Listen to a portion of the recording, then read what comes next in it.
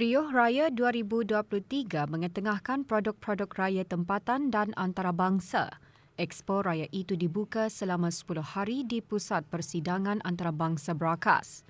Dianjurkan oleh Starbuck Event Management dengan kerjasama Star Media dan Kementerian Hal Ehwal Dalam Negeri. Expo dirasmikan oleh Pengiran Muhammad Amin Rizal bin Pengiran Haji Mahmud, Setiausaha Tetap Kesukanan Kementerian Kebudayaan Belia dan Sukan. Orang ramai boleh mengunjungi pameran tersebut bermula pukul 10 pagi hingga 11 malam. Majlis diselajurkan dengan penyampaian sumbangan kepada anak-anak yatim seramai 30 orang.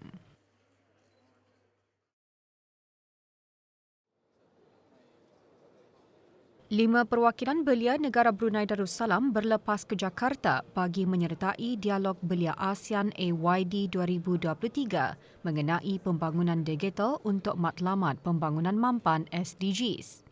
Dianjurkan oleh Kementerian Luar Negeri Republik Indonesia melalui Direktorat Jeneral Belia GDY, dialog diadakan di Jakarta, Republik Indonesia. Berada di lapangan terbang antarabangsa Brunei bagi mengucapkan selamat belayar, Dayangku Farah Amirah binti Pengiran Redzuan, pemangku Timbalan Pengarah Belia dan Sukan. AYD 2023 menjadi platform kepada wakil belia di rantau ini untuk bertukar-tukar pandangan bagi memperkasakan peranan dalam menjadikan rantau ini sebagai pusat pembangunan digital untuk SDGs. Rombongan diketuai oleh Syed Abdul Muiz bin Haji Syed Anayatullah Shah, Pegawai Belia dan Sukan.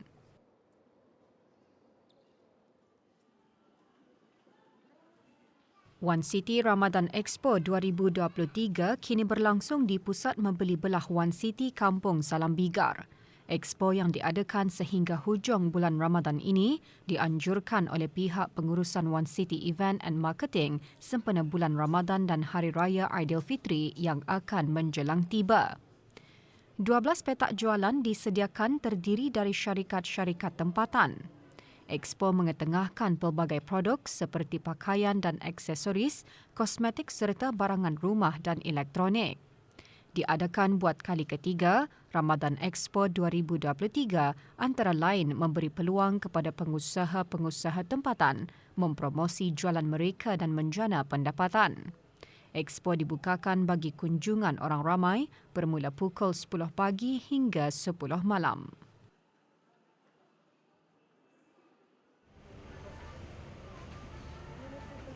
Dengan niat pada mulanya untuk menambahkan pendapatan sampingan, Dayang Azian Nazurah, pemilik kedai roti King of John, cuba menjual roti King of John bermula 1 Ramadan yang lalu.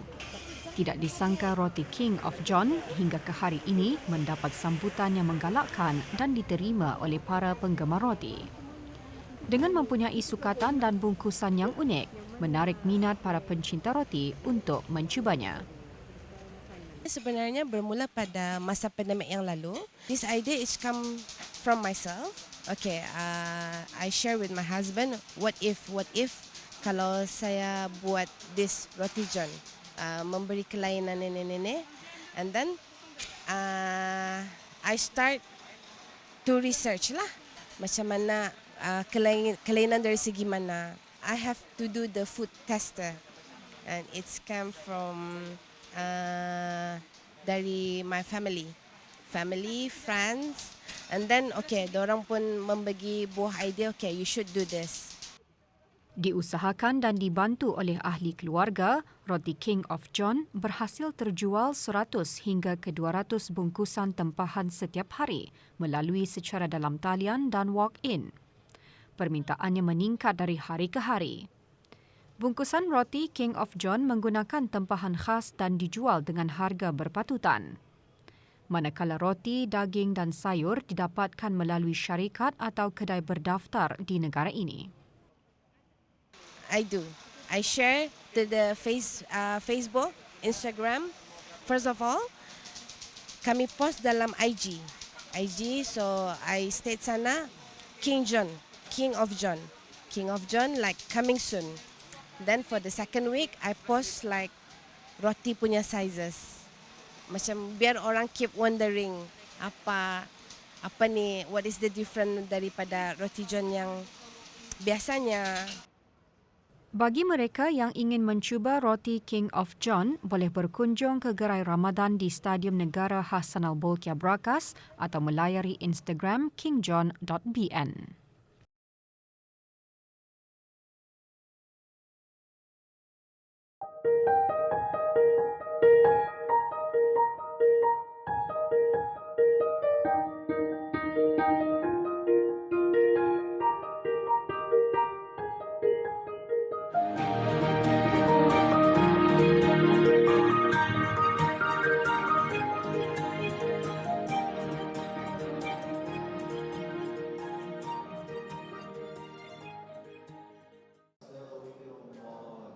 Trend bersungkai di luar sudah menjadi kelaziman bagi sebahagian masyarakat di negara ini. Sebahagian masyarakat memilih untuk berbuka puasa di restoran, hotel dan gerai makan. Kebanyakan restoran menyediakan jamuan secara bufet untuk bersungkai dengan menawarkan harga istimewa semasa bulan Ramadan.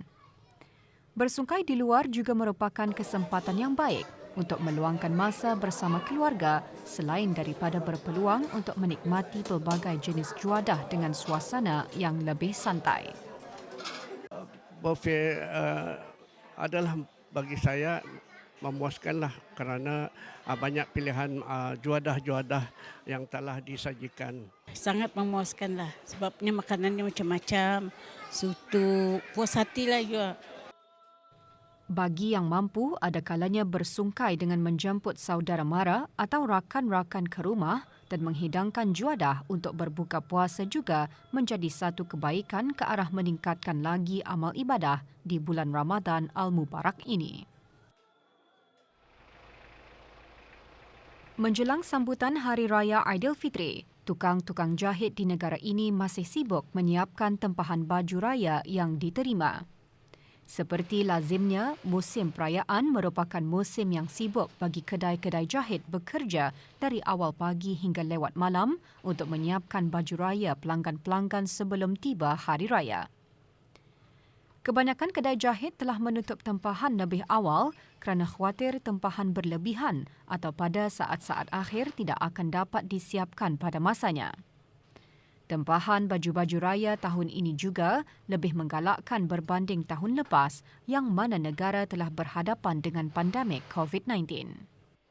Tahun ini dibandingkan tahun lepas, tahun ini lebih banyak mungkin karena dulu kan masa COVID. Jadi mungkin tahun ini lebih banyak orang antar untuk menyambut Hari Raya. Alhamdulillah tahun ini banyak ramai. Kami awal tutup sudah. Tugas dan tanggungjawab untuk menyiapkan kain tempahan pelanggan merupakan satu cabaran bagi tukang-tukang jahit. Sememangnya mereka mementingkan kualiti dan kemasan jahitan bagi memberi kepuasan kepada pelanggan untuk menggayakan baju di Aidilfitri.